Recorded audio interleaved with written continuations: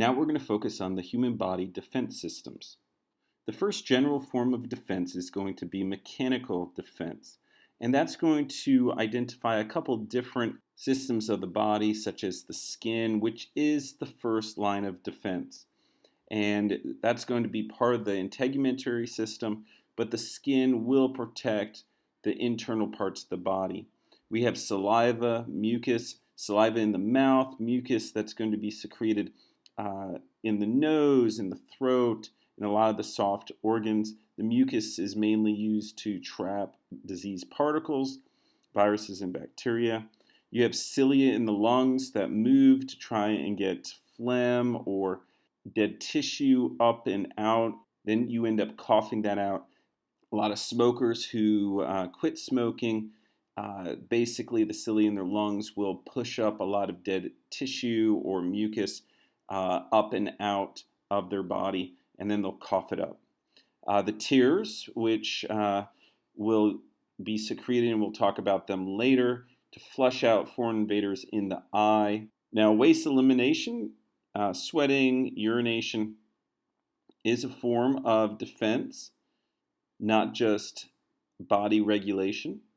And then regurgitation, which is throwing up, puking, to a lot of times when you might have a stomach bug, a virus, and you throw up, a lot of times you feel better after you throw up. You get that out of your system. Then we're going to move into chemical defense, and there is some overlap here. We have sebum, which is oil, the oil that's released from the skin and the hair. There are oil glands or sebum glands that are connecting to the hair follicle, and that will help break down particles. Lysosome in tears, and also perspiration. Lysosome meaning lysis, to break apart. So it will lysis or break apart bacteria. So not only will the tear flush the substance out, but will start breaking it down as well.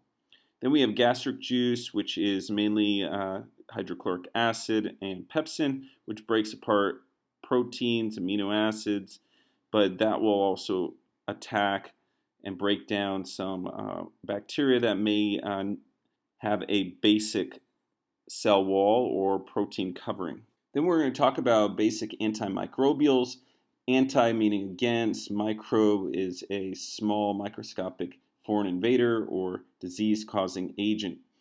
Now, interferons are chemicals produced by cells of the body that specifically act on viruses, and they're going to attach to the surface receptors. They're going to attach to the surface receptors of the virus to prevent any further spreading. So the focus here is attachment. Now, the complements are basically chemicals that will target and attack. So this may be like making a map to target it, kind of like a bullseye, and then to puncture the hole through it to cause the breakdown.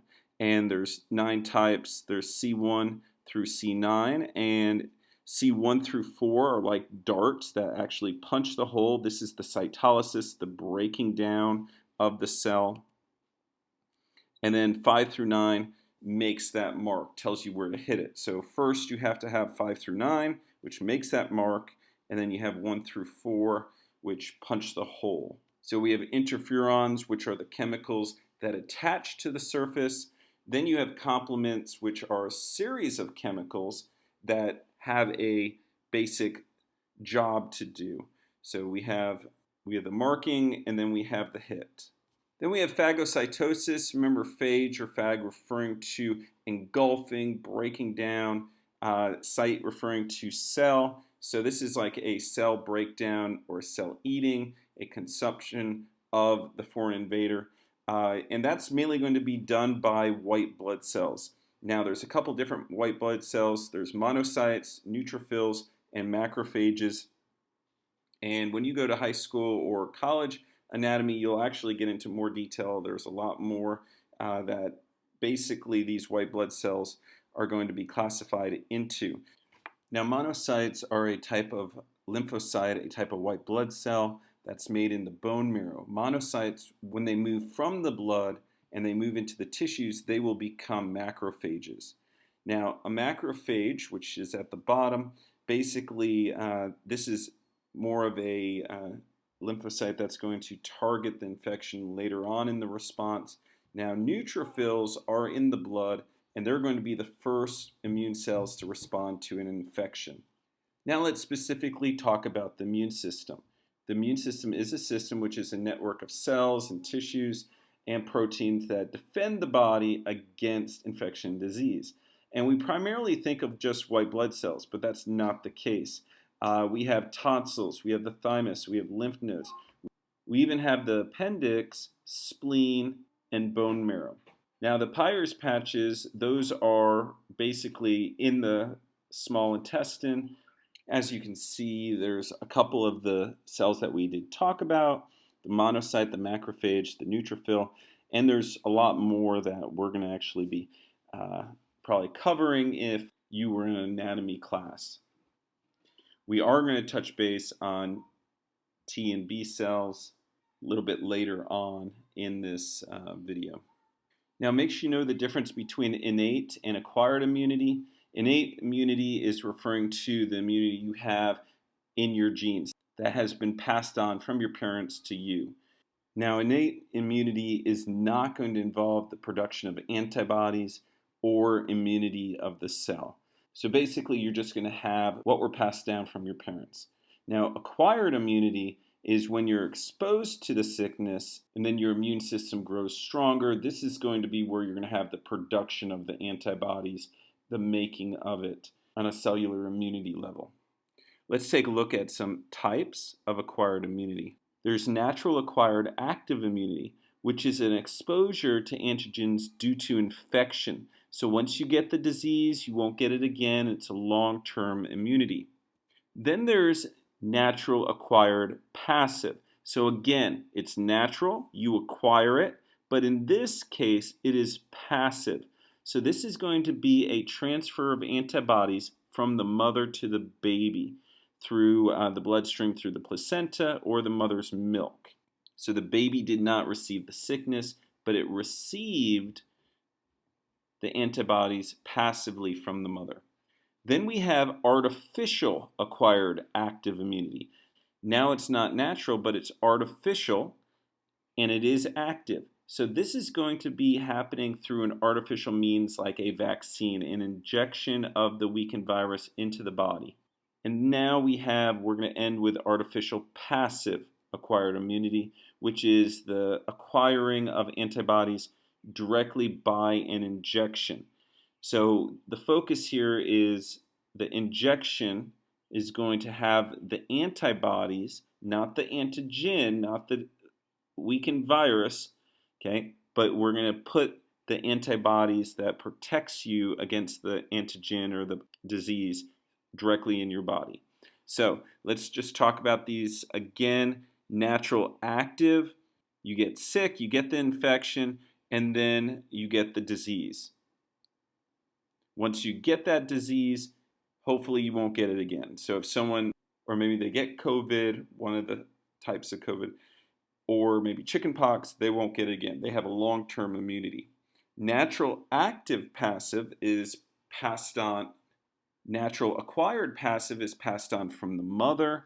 So basically the baby will not get the disease. They have the antibodies. Now artificial, think of some sort of injection. So artificial is the injection.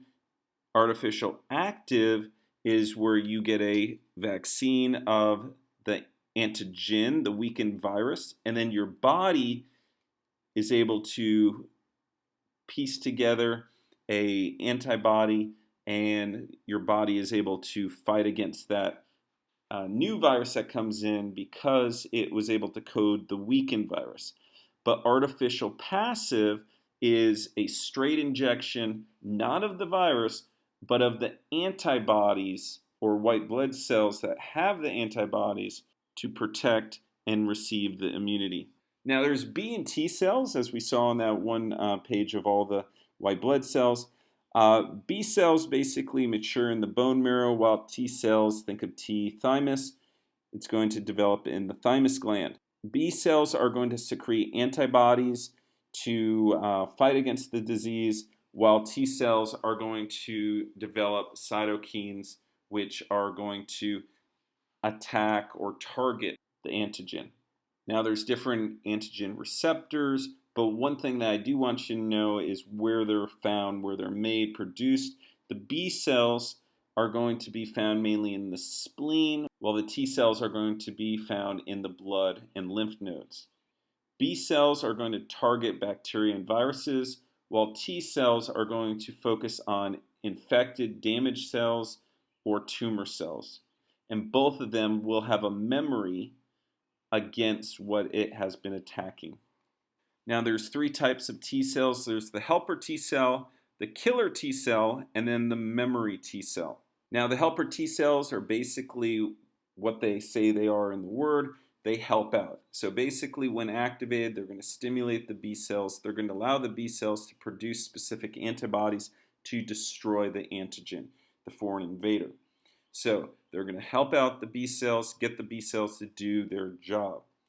Now the natural killer T cells are going to basically destroy. They're going to break down the antigen. They're known as cytotoxic T cells. They break down a bacteria, a virus, a cancer cell, a tumor. Now memory T cells, they're not going to respond to any antigens, but they are going to recognize different antigens so other cells can do their job, maybe through phagocytosis. They may cause some bacteria or foreign invaders to stick together in clumps. Maybe there might be a consumption of the antigen or even a release of chemicals that will help the antigen break apart later on. This is the basic structure of the antibody molecule, which would be on the white blood cells. Now the antibody molecule will attach to the antigen at the antigen binding sites. So you have the light chain, which is on the outside of the Y, and then you have the heavy chain, which basically runs the inside and body of the antibody. And this is primarily made up of amino acids. Now, using our knowledge of what we just talked about with the antibodies, we're going to apply this to blood types. So blood type A, you can see there's surface antigens on blood type A, and it has anti-B antibodies. If you take a look at blood type B, it would match up with the antibody anti-B. So that means blood type A cannot receive a blood diffusion of blood type B. So it would start attacking it and treat that blood type like a foreign invader.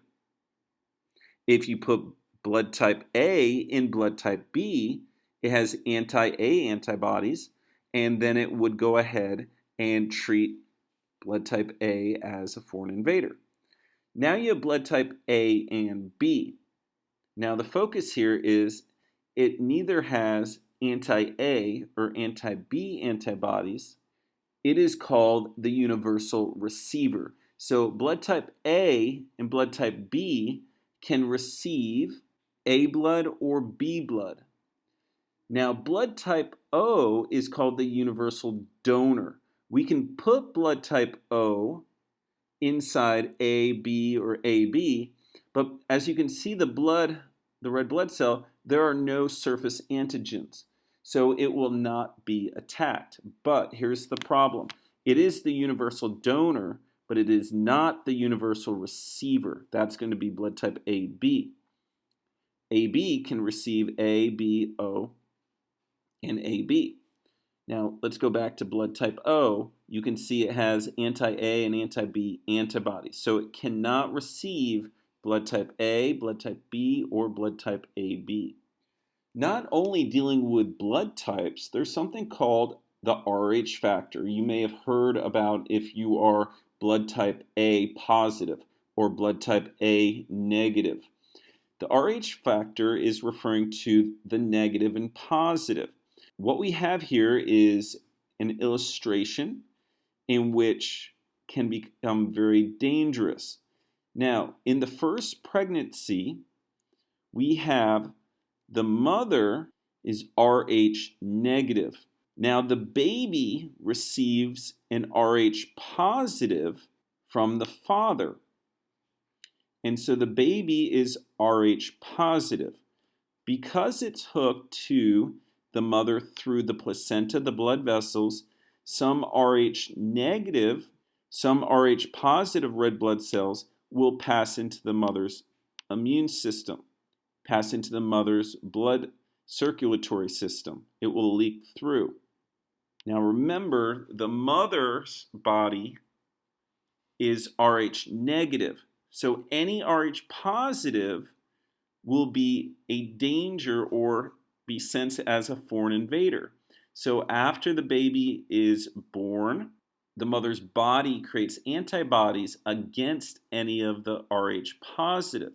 Now, once the second baby is born, if that baby has Rh negative, that's okay.